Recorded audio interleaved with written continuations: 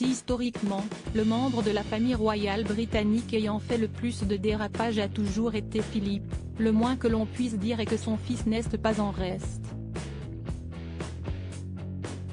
Alors qu'il s'apprête à vivre sa cérémonie de couronnement, Charles III a toujours été une personne très scrutée, que ce soit par les journalistes britanniques à la recherche d'un scoop pour vendre leur magazine, ou par les Anglais eux-mêmes, qui savaient très bien qu'il deviendrait leur nouveau roi à la mort d'Élisabeth II.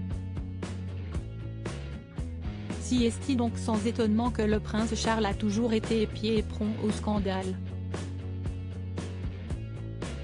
Tout a commencé lors de son mariage avec la princesse Diana, qui ne passait pas pour de nombreuses personnes, tant les deux anciens tourtereaux étaient différents et ont enchaîné les petites frasques.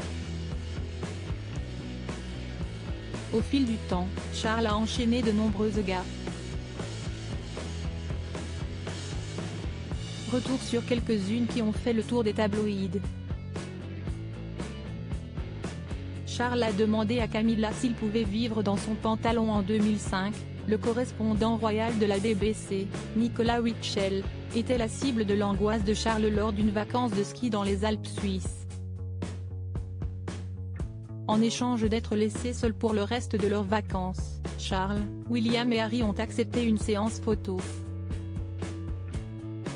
Lorsque Wichel a posé une question, Charles a été entendu marmonner à ses fils, « Ces gens-là. Je ne supporte pas cet homme. Il est tellement horrible.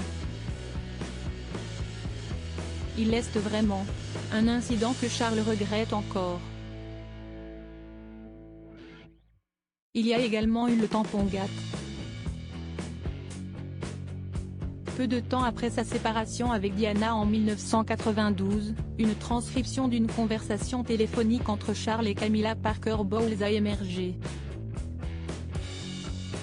Ce dernier plaisantait en affirmant qu'il voulait vivre à l'intérieur du pantalon de Camilla.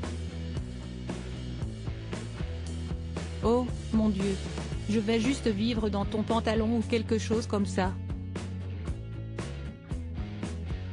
Ce serait beaucoup plus facile. » Camilla a répondu, « En quoi vas-tu te transformer, en culotte? Oh, tu vas revenir en tant que culotte. »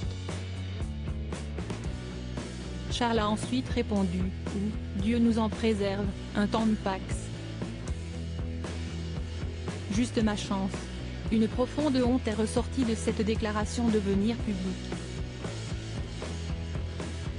À propos de l'auteur, la rédacteur pour Closer depuis 2021, les petites histoires des grandes stars rythment mon quotidien. Également passionné du cinéma classique et contemporain.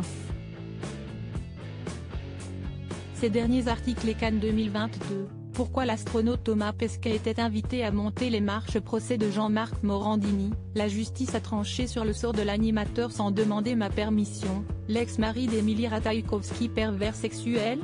Ces témoignages